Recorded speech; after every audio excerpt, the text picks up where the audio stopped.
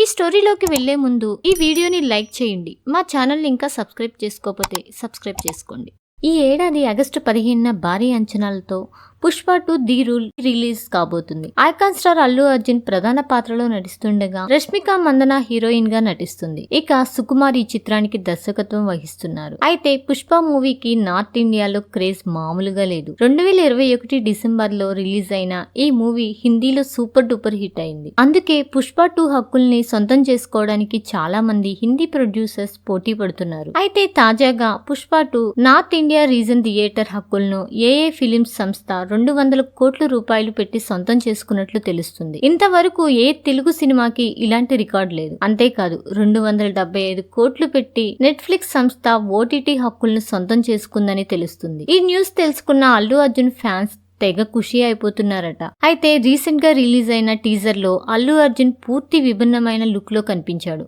ఇక హీరోయిన్ సమంత మరియు బాలీవుడ్ నటుడు సంజయ్ దత్ అతిథి పాత్రల్లో కనిపించనున్నారని తెలుస్తుంది.